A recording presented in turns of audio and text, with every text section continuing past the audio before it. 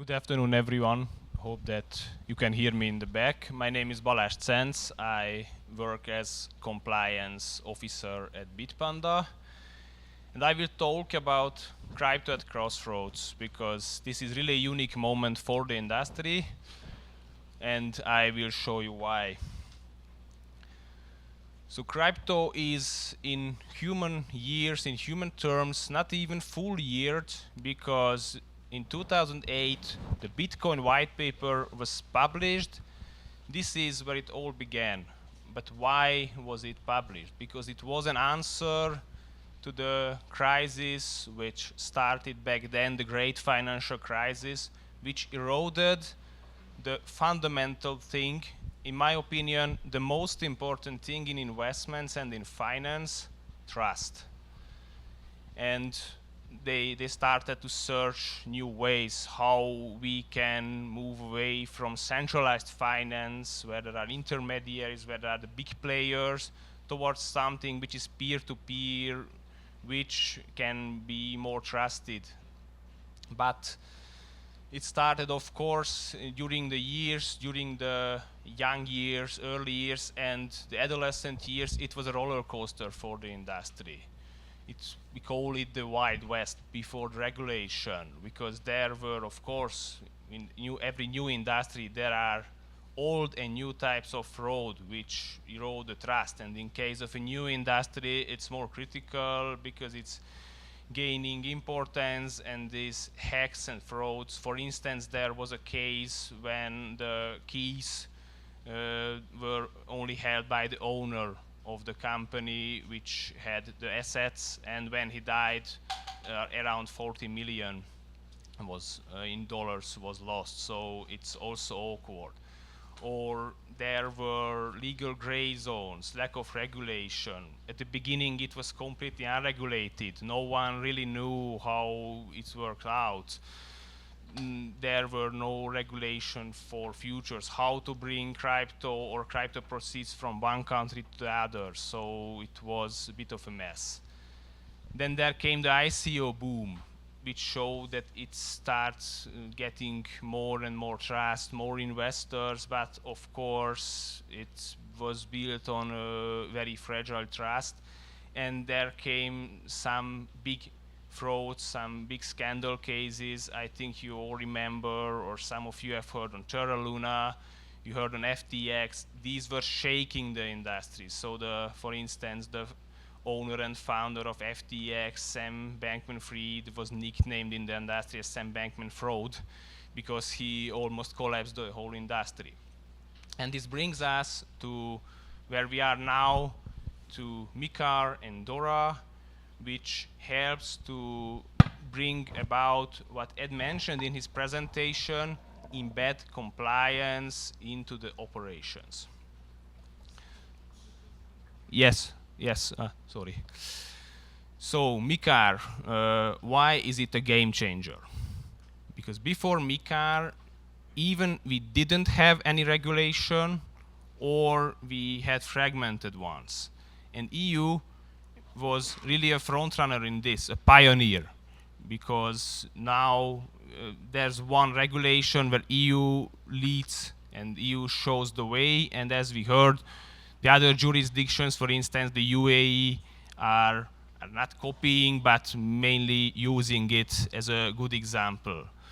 Because before MiCAR, the one crypto player had to acquire many licenses. My company, Bitpanda, prior to acquiring our MiCAR licenses, we had virtual asset service provider licenses in all the jurisdictions we operate, because compliance is always a fundamental value of us. But it is tiring because you cannot simply get one license and passport it, but you have to go to every single regulator. And of course, if you know regulators, if they have some leeway, if they have the chance to do something a bit specific, a bit differently, then they do. And of course, it's not good for the industry and not good for the investors. It's a response to retail adoption because it's built on trust, and EU took the approach that here the investors are more cautious. They like to put their money where they feel that it is safe, and MiCAR gives that clarity, gives these safeguards. And why is it good? Because it enables, with one license, to passport it throughout the EU. So it's very strict. It's not easy to acquire and keep a license, but if you want to have it, you have to passport it. And it creates really clarity, which is important when we want crypto to fulfill the role for which it was created. Who is in and what is required? So if you see all these things, like it's a lot, and I can assure you it's several hundred pages, not only the MiCAR, but the delegated acts. But I think that it's worth reading and it's worth adopting, because it makes a level playing field for all the crypto asset service providers who really want to play by the book. Because if you want to work in the EU, it's the way. And I would like to emphasize that it's one thing that we have now the MiCAR regulation, and it's unified, but it's important that the national competent authorities, the regulators, have unified standards and make it responsible way. So if anyone wants to enter the market, it has to be made sure that they only can do this with a MiCAR license, and all the requirements has to be unified. The key activities: trading, custody. Custody is very important. We heard about hacks, we heard about frauds. These erode trust. Money is lost there. But with MiCAR, if you put your money to a cusp which has a MiCAR license, you can be assured that there are custody agreements in place, there are rules in place, and with DORA there are technical safeguards in place which ensure that it's resistant to hacks and frauds. And one important thing is market abuse prevention, because not only frauds, not only scams, but market abuse is a thing which erodes trust and endangers the funds of the investors. So MiCAR makes it mandatory to have automated surveillance systems, to have trainings, to have people who understand what they are doing. But the most important thing is transparency and trust. If CASPs want to operate, they have to do this in a transparent way, meaning white papers has to be published, and all the communication has to follow one simple rule. It has to be fair, clear, and not misleading. It sounds simple, but it's not that difficult to implement. It has to be the guiding principle. Whenever we communicate all the advantages, but all the risks, so that customers understand that, for instance, crypto is volatile. Crypto is more risky than, for instance, treasury bonds. But nowadays, seeing what happens in overseas, maybe it's not that true, but yes, so we have to be clear. What it means for CASPs: you can only access the market with a license.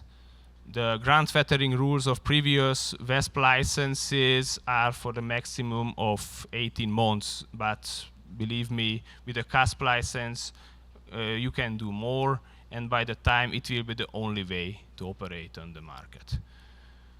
Compliance must be embedded. We like to call it compliance by design. Compliance has to be the cornerstone. Not just AML. We heard it that KYC is important, AML compliance, reporting, but everything from product design to marketing communications. Compliance has to be involved in everything, and the management and all the departments have to have a mindset where compliance is involved and they want to create and operate in a compliant way.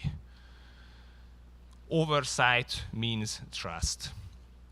Clear rules on conflict of interest, on market abuse, on safeguarding, on custody, fund segregation. These are topics which are important and were handled in a different way prior to MiCAR. Now we have a chance to make it clear, make it unified.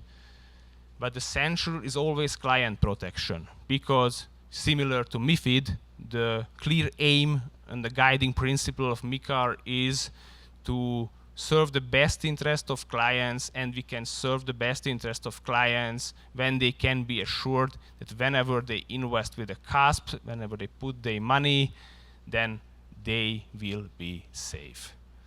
And we heard from the venture capital side, good presentation. Being regulated is being investable. Venture capitalists come to realize that putting their money in shady, unregulated industries is not future-proof.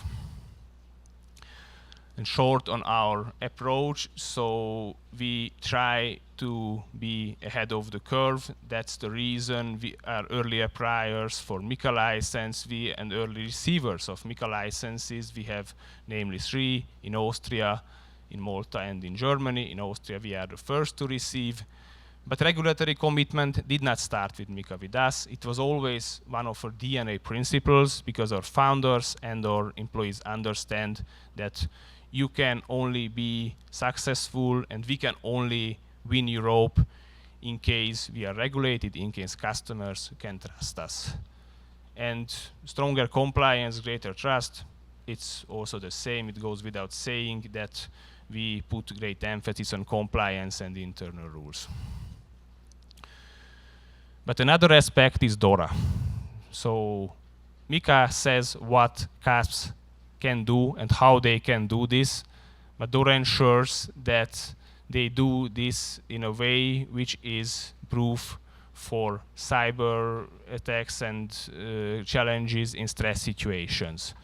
And it applies the same way to CASPs as to other financial players, with all is 150 or above 150 requirements. And we heard about the attacks on crypto platforms. They are prone. There are hacker groups who use this as a source of income, even rogue states who use it as a source of income. So DORA is really important. And DORA puts the ICT risk from the server room to the boardroom, because it wasn't that important, wasn't that interesting, and management had a tendency to say that they don't deal with it, it's for the information security professionals. Now it's the past, now they have to deal with it, they have to have an ICT strategy, they have to have a strategy how they report it, they have to appoint dedicated information security officers, but they have to have a policy and have to have an action plan on how they do this, because the regulator understood that putting that responsibility on the management is the only way to make sure that ICT risks are handled, because then the impact is huge when something goes wrong. And together, MiCAR and DORA can put the crypto industry to a place it really deserves, a new way to democratize finance. But in order to do this, we have to have rules in place. So without rules, the industry, no industry can operate. And luckily, crypto industry is mature enough to be in that position. And I think that EU is in a good track because it has strong regulations. Now it comes to the industry players and the regulators to make sure that the rules apply to everyone in the same way. And in this case, investors will have a safe and secure investment environment in the EU. Thank you for your kind attention.